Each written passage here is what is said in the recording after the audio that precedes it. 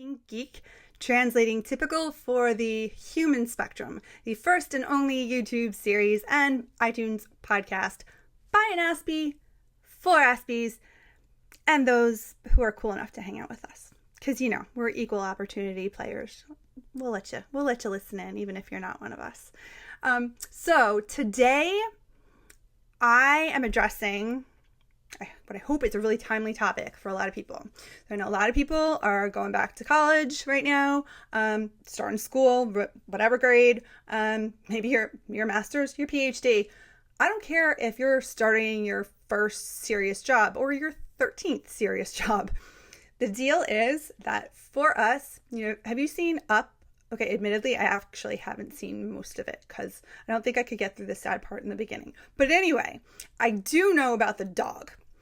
And I am such the Squirrel Check. You know what I mean by that? This, right? Where he's like, throw me the ball, throw me the ball, throw me the ball, squirrel, right? Easily distractible. Well, when you have a brain that's hardwired like ours, you might say that if we're the executive sitting in the back office, that our secretary went out to lunch. And he didn't tell people, he didn't leave the come back later sign. Nope. So they're still coming in and they've got expectations. They want things. And, we're talking about squirrels or whatever the case may be.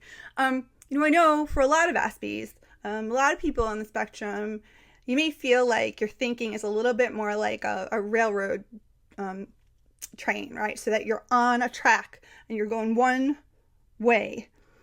And unlike a car or a boat, you can't just turn, right? You have to, it's a big deal to be able to get a train to go a different direction. You've got a whole different set of tracks, blah, blah, blah.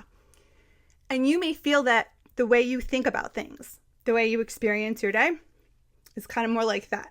You've got to go like this. And to change subjects, to change activities is really hard. That is true for a lot of people on the spectrum. And then there's people like me, who I'm sort of like a firefly, just all over, lots of ideas, always coming up with new things, but I have a hard time sticking through the tedium, right? The kind of, this gets a little bit boring, parts of all these fun and really cool ideas that I come up with. And it's been a growing process to learn how to make sure that I do that. So what's all this intro about? It's what to do when your secretary is out to lunch. Today's episode, it's called Organize Me. Seriously, please.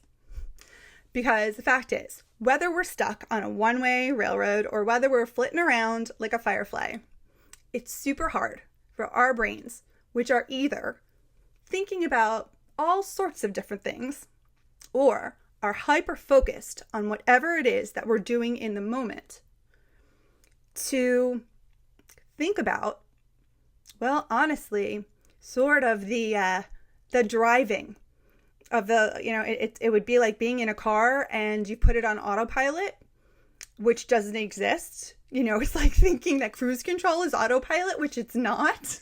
So we kind of crash and burn a lot. And you're going to see that at school. You're going to see that big time in jobs. I'll be honest, y'all. I was a straight A student. School, I was very lucky. Came easy for me. And 2 Ivy League schools, for undergraduate and graduate work. And you want to know something? I think it was my second job, second and third, back to back. I got laid off. And you know why? It had everything to do with these sorts of things, the little checkoffs, the little bits of disorganization that communicates other people that we don't care. And if it's a business, if it's a job, you're not just communicating that you don't care about the person. You're communicating that you don't care about their money, about their investment, that your time is more important than theirs. I'm pretty sure that none of us actually mean to do that. But it is what we're saying. And it's the same thing with school. Whether this is a professor in a graduate level course or whether you're starting middle school, it really doesn't matter. If you are not giving the tedium, the minutia, the little details, the importance they deserve, then even though you don't mean it, we're still giving that impression that our teacher's time is less important than ours. We have better things to do, which means they have, worse things to do? And as a former teacher as well, I can tell you that's not true. And I can also tell you that a good teacher really, really does want to help. But, if they're not wired like we are, it's awful hard for them to figure out how to help. So, I'm going to give you today 4 tips. 4 organize me please tips. They're not hard, they're not clunky, but they can make a really big difference really quickly. And I always like to tell you in the beginning and at the end where you can find more of this, because there's only so much I can fit in a 10-minute podcast, right? So what you're going to be hearing in this next little bit of the 4 tips come from Asperkids Launchpad and the Asperkids Secret Book of Social Roles. Both of them are seriously, seriously important. Okay? So first one. Right. Okay. I like to call it Ohio. That stands for only handle it once. When you get an email or a letter or a memo or an assignment or a handout or an invitation, whatever it is, when you get some kind of communication from from another person, only handle it once. Because we all know what happens when we say, I'll get to this in a little while, and put it on the side of our desks. Pretty soon you can't see the desk anymore, right? It's this odd thing. I keep saying flat surfaces are actually not closets, but it's true.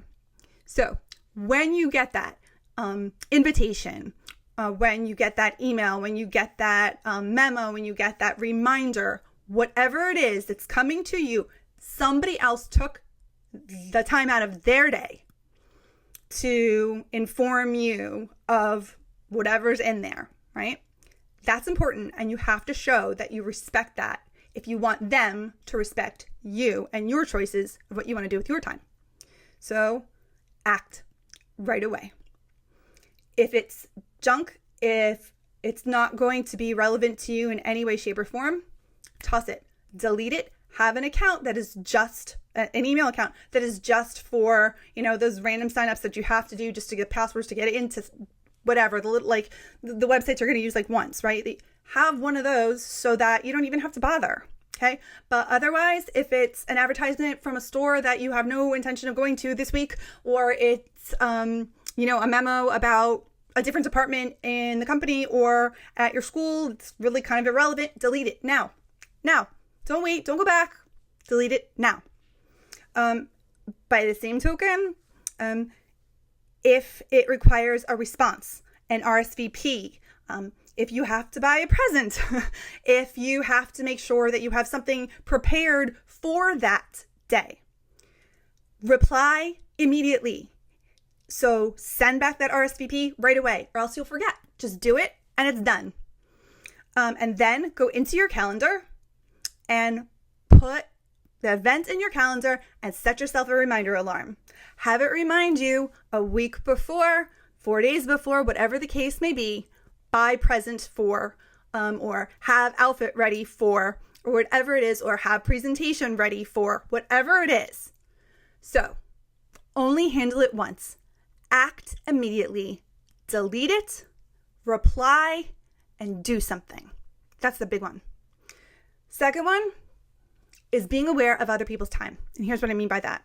If you are doing some kind of project or involved in some kind of activity where other people and their input or their help is crucial to what you're doing, you've got to reach out to them right away. Even if it's not really your top priority, put it at the top of the list, because you don't know how fast those other people are going to respond. You don't know where it falls in their priority list. They may not respond at all. And more than that, take the time to over-explain what it is that you need, give an example, how you need to be contacted, when you need to be contacted, or when it needs to be ready, okay? Right? Like for instance, my daughter is doing a science poll for her epidemiology class, and she needed 10 responses. Do you know what? She at first started off by contacting 10 people, and it was late. She couldn't finish it. Luckily for her, she's homeschooling this year, so I'm the teacher. I got it. We worked a little on that, because guess what? Even when she contacted 15, she still didn't end up with 10.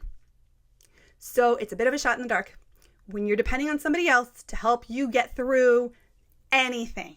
Advice for a job, helping you with a resume, a letter of recommendation. You give them extra time, and you have to be really, really specific about what it is that you need, and you say thank you. Third thing, there is an expression you probably heard before. Journey of 1,000 miles begins with a single step. That's Gandhi. I like to say, yeah, but Gandhi, it's still 1,000 miles. It's a long trip. Did you know, and I go into this a bit, actually quite extensively in Launchpad, did you know that even in a kitchen that is set up perfectly, it takes 38 steps to get a glass of orange juice? 38 steps! The reason I'm telling you this, and I'm really hoping you're going to be able to see this, is, okay, because we need to prepare.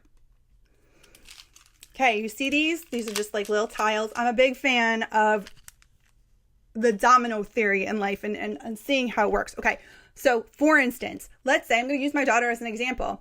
I've given her a project where next week she has to have ready a movie that she has made, which is a time travel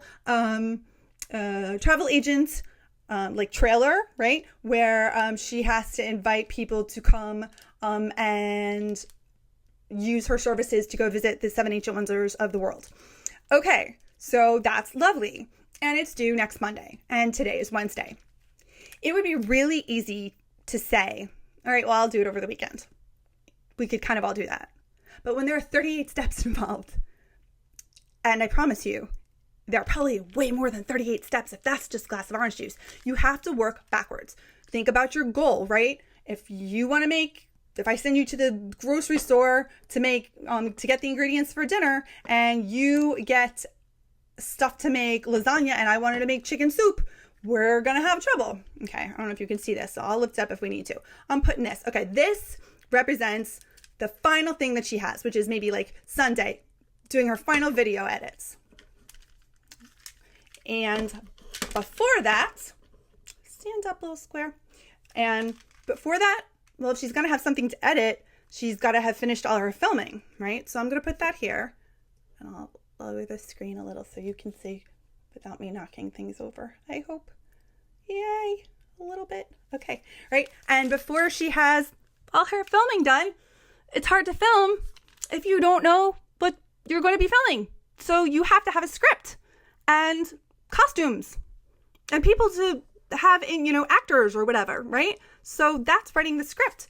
But before you can write the script, you got to do some brainstorming so it can be fun and creative and come up with really good ideas. So, all right, here's the brainstorming.